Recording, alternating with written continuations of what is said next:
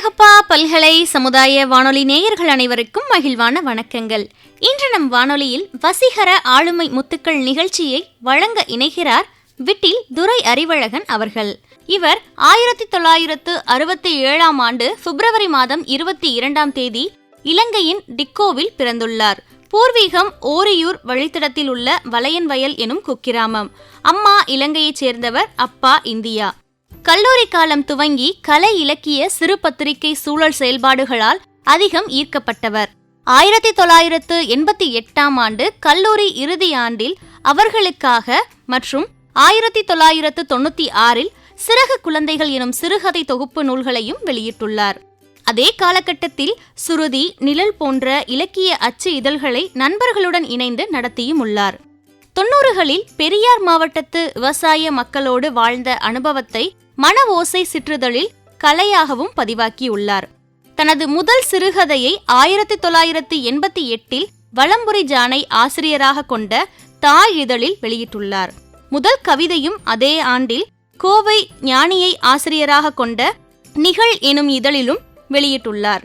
2019 ஆண்டு தனபாக்கியத்தோட ரவ நேரம் எனும் வாசிப்பு வழி தொகுப்பு நூலையும், 2020 ஆண்டில் ஸ்னோப்பாவில் அதிசய கடல் ஆகிய சிறார் நாவலையும் வெளியிட்டுள்ளார். அதே ஆண்டில் 17 சிறார் எழுத்தாளர்களின் படைப்புகளையும் தொகுத்து ஒரு ஊர்ல ஒரு நரி எனும் தலைப்பிலும் வெளியிட்டுள்ளார். 2022 பிப்ரவரியில் பன்னவயல் எனும் முதல் நாவல் அன்னம் வெளியீட்டில் வந்துள்ளது. தற்சமயம் மனைவி ஜெயசுதா மற்றும் மகன்கள் கோகுல், சபரியுடன் காரைக்குடியில் வசித்து வருகிறார்.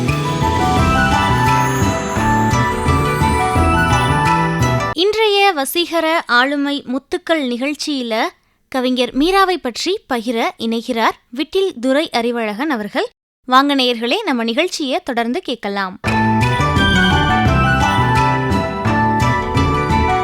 மதிப்புமிக்க அழகப்பா பல்கலைக்கழக சமுதாய வானொலி நேயர்களுக்கு அன்பான வணக்கம். சிவகங்கை என்றவுடன் நம் நினைவுக்கு வருவது மருது சகோதரர்கள் மட்டுமல்ல, கவிஞர் மீரா என்று அன்புடன் அழைக்கப்படும் மீ ராஜேந்திரனும் தான். வீரம் மட்டுமல்ல, கவிதையும் கலையும் செறிந்த செம்மண் பூமி சிவகங்கை. செறிவுமிக்க இலக்கிய படைப்புகள் நூலாக மலர்ந்த தேவவனம் அன்னம் பதிப்பகம். அண்ணா, பாரதிதாசன், மு வரதராசனார் போன்றோர்களின் எழுத்துக்களின் ஈர்ப்பால் கவிதை எழுதத் தொடங்கியவர் மீரா அவர்கள். மரபு கவிதையை தொடக்கப்புள்ளி வைத்து நவீன வசன கவிதை நோக்கி நகர்ந்து செழுமையான கோலம் வரைந்து தனது ஆளுமையை நிறுவியவர் மீரா அவர்கள். 1938 2002 எனும் காலகட்டத்துக்குள் ஒடுங்கிவிடாது இன்றும் தனது கவிதையாலும் அன்னம் பதிப்பகத்தாலும் நம்மிடையே வாழ்ந்து வரும் இலக்கிய குயில் மீரா அவர்கள். பூமியின் அடியாளத்தில் கண்களுக்கு தெரியாத அபூர்வ நீரோட்டம் போன்றது பாலிய நினைவுகள். இந்த பாலிய ரேகைகளின் இனிமை ஓடாத மனம் எவருக்கும் இருக்காது என நம்பலாம்.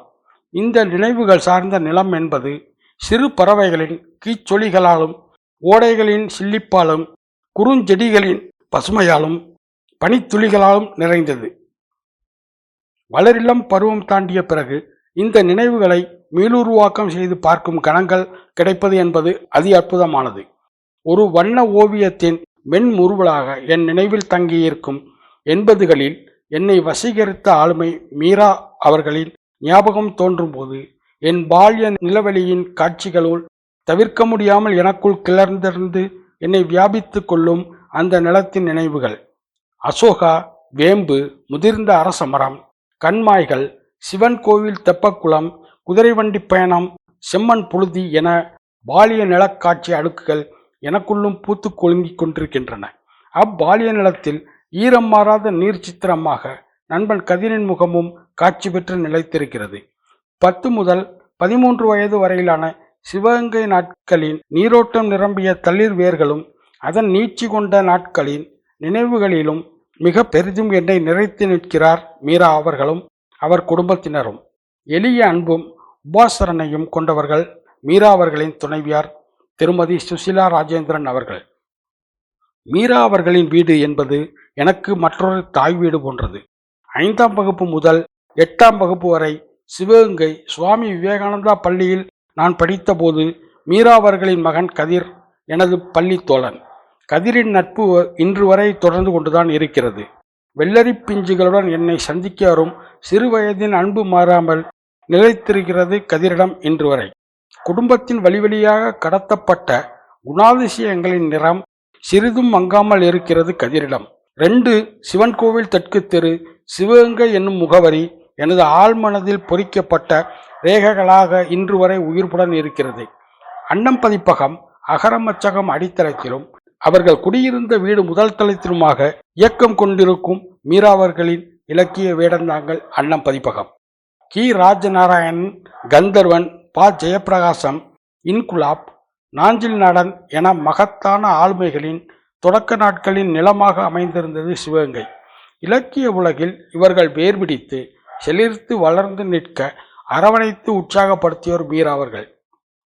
இளம் குருத்துகளாக முகம் காட்டிய படைப்பூக்கம் கொண்டவர்களை அடையாளம் கண்டு அவர்களை விருட்சமாக மாற்றும் தனிக்குணம் கொண்டிருந்தவர் மீரா அவர்கள்.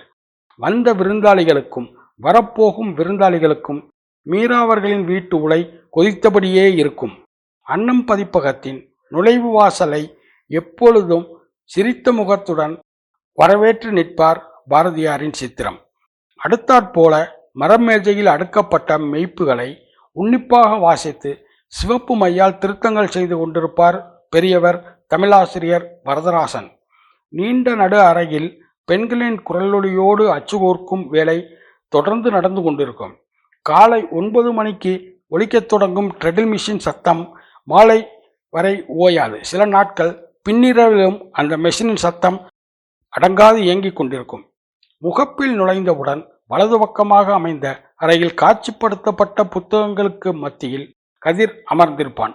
அதுதான் நாங்கள் சந்திக்கும் அறை. வீட்டு வாசலில் கிளைபரப்பி நிற்கும் முதிர்ந்த அரச மரத்தில் இருந்து வெளிப்படும் காற்றில் கலந்து ஒலிக்கும் பட்சிகளின் கீச்சொலியும் பச்சை வாடையும் அறையை நிறைத்திருக்கும். வெட்கை அண்டாத அறை அது. லக்குமி அம்மாள் மீனாட்சி சுந்தரம் தம்பதியினருக்கு 1938 பிறந்தவர் மீரா அவர்கள். பர்மாவில் தொழில் செய்துவிட்டு பூர்வீகம் திரும்பி சிவகங்கையில் குடியேறியவர்கள் இவர்கள். மீராவின் பாலிய நிலம் பர்மா ஆகும். 1964 சுசிலா அவர்களை கைப்பிடித்தார் மீரா அவர்கள். மதுரை தியாகராசர் கல்லூரியில் தமிழ் இலக்கிய முதுகலை பட்டப்படிப்பு பயிலும்போது மீராவின் நெருங்கிய நண்பராகவும் வகுப்பு தோழராகவும் இருந்தவர் கவிஞர் அப்துல் ரகுமான் ஆவார். மீராவின் இறுதி நாட்கள் வரை இந்த நட்பின் ஒளி குன்றாமல் நீடித்தது.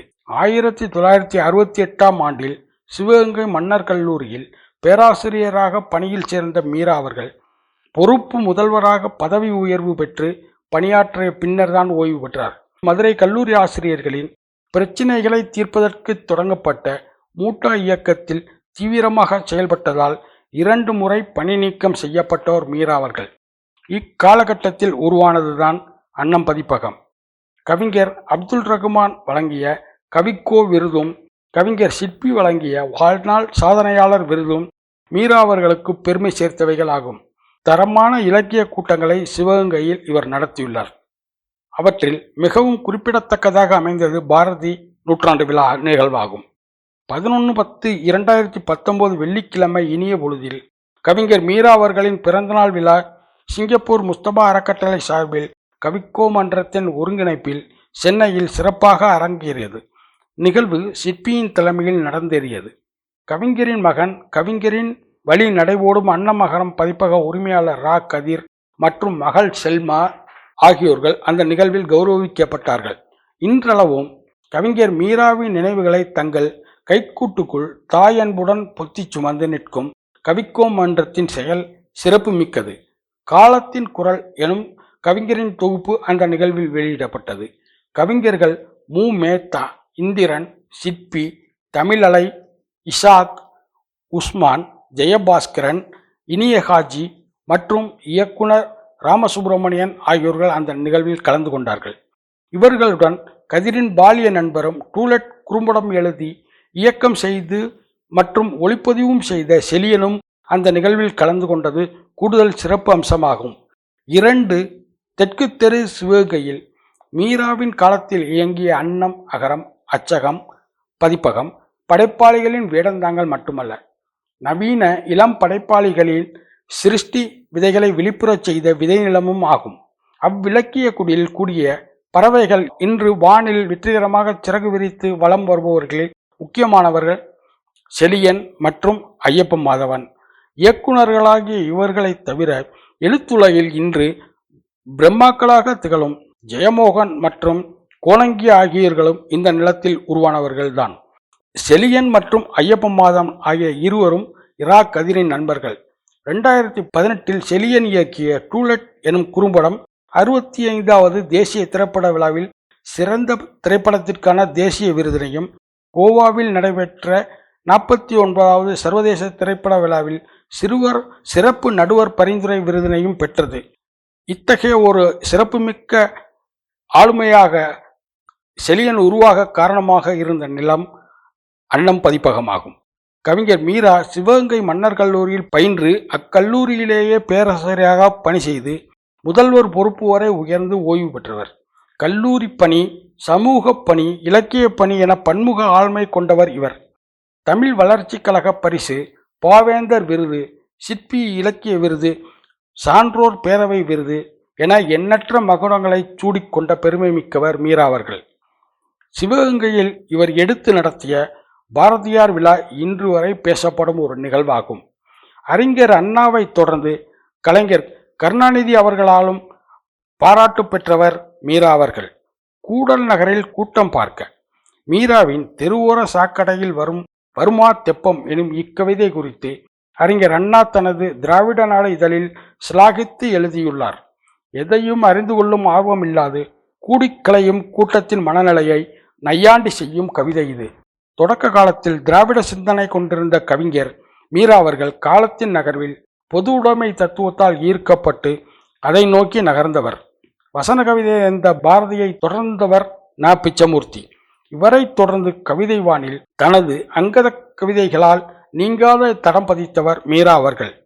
சாகாத வானம் நாம், வாழ்வை பாடும் சங்கீத பறவை நாம், நிமிர்ந்து நிற்கும் புதியம் நாம், அறிவை மாய்க்கும் ஆகாத பழமையின அகற்றிப்பாயும் அழியாத காவிரி நாம், கங்கையும் நாம் எனும் மீராவின் இந்த கவிதை அக்காலத்தில் திராவிட இயக்க மேடைகளில் பாரதிதாசன் கவிதையை தொடர்ந்து பாடலாக ஒலித்தது என்பார் கவிஞர் மீராவின் நண்பர் கவிக்கோ அப்துல் ரஹ்மான் அவர்கள். கி. ராஜநாராயணன், கோணங்கி, ப. ஜெயப்பிரகாசம், நாஞ்சில் நாடான், இன்குலாப், கந்தர்வன், பாவண்ணன், எஸ். ராமகிருஷ்ணன் போன்ற இலக்கிய ஆளுமைகளை அடையாளம் காட்டியது அன்னம் பதிப்பகம். இதில் இன்று வரை அன்னமகரத்தின் நட்சத்திர எழுத்தாளராக திகழ்பவர் கரிசல் காட்டின் மூத்த எழுத்தாளர் கி. ராஜநாராயணன் அவர்கள். 80களின் இறுதியில் அன்னம் வெளியீடாக வந்து எழுத்துலகில் மிக பெரும் அதிர்வலைகளை உருவாக்கியது கோணங்கியின் மதினிமார்கள் கதை. புதுமை பித்தனுக்கு பின் தனது கவித்துவமிக்க புனைவி எழுத்தால் இலக்கிய வனத்தின் தனிக்காட்டு ராஜாவாக வலம் வருபவர் கோணங்கி. இவர் நாடக எழுத்தாளரும் விடுதலை போராட்ட வீரருமான மதுரகவி பாஸ்கரதாஸ் அவர்களின் பேரன். அன்னமகரம் வணிக நோக்கில் தொடங்கப்பட்ட நிறுவனம் அல்ல. இலக்கிய தரத்தையும் அழகியல் வடிவமைப்பையும் கருத்தில் கொண்டு துவங்கப்பட்ட பதிப்பகம் இது. சிற்றிதழ் சார்ந்து இயங்கி வந்த படைப்பாளிகளுக்கு அன்றைய நாளில் நிழல் தரும் மரமாக திகழ்ந்தது இந்த பதிப்பகம்.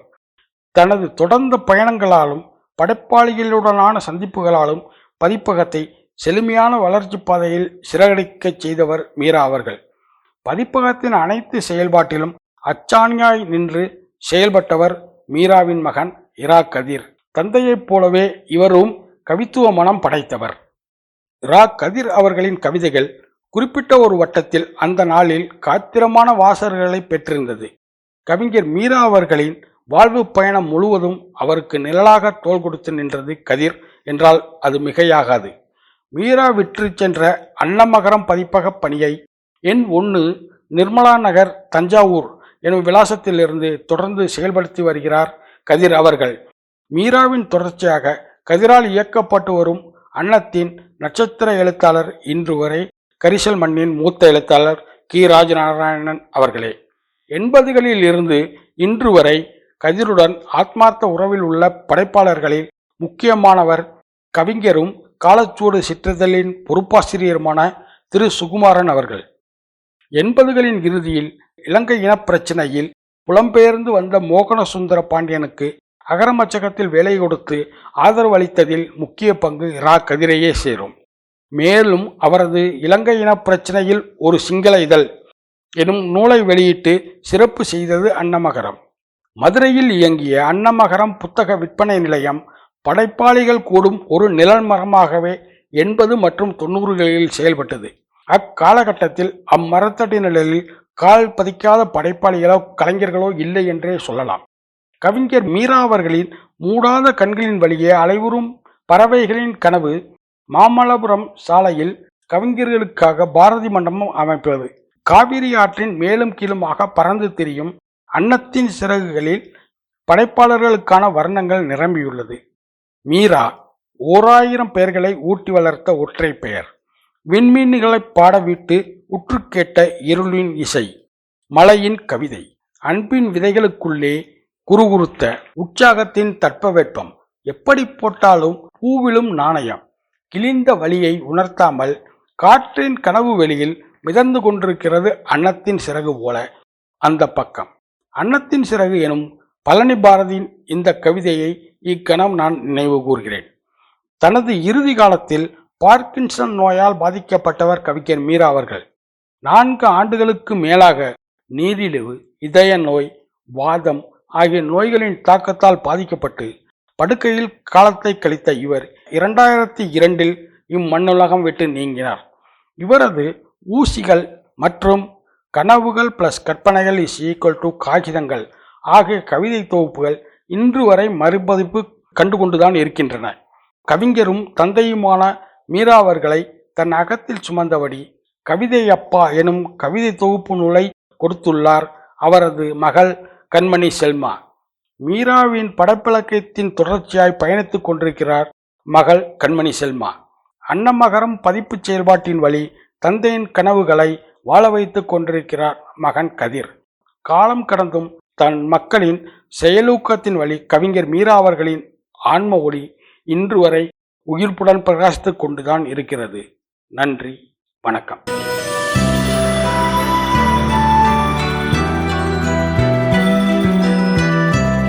நம்ம எல்லாரும் தொடர்ந்து இணைந்திருப்பது அழகப்பா பல்கலை சமுதாய வானொலி. இது காரைக்குடியின் முதல் வானொலி. இன்னைக்கு நம்ம வானொலியில வசீகர ஆளுமை முத்துக்கள் நிகழ்ச்சியில கவிஞர் மீராவை பற்றிய செய்திகளை கேட்டு ரசிச்சோம். இந்த நிகழ்ச்சியை நம்ம கூட பகிர்ந்து கொண்ட விட்டில் துரை அறிவழகன் அவர்களுக்கு நம்ம அழகப்பா பல்கலை சமுதாய வானொலியின் நன்றிகள். இந்த நிகழ்ச்சியை நம்ம அழகப்பா பல்கலை சமுதாய வானொலி மற்றும் அழகப்பா பல்கலைக்கழகத்தின் இன்டர்நெட் ரேடியோ, ஸ்பாட்டிஃபை, கூகுள் பாட்காஸ்ட்லையுமே கேட்டு ரசிக்கலாம். நன்றி நேயர்களே.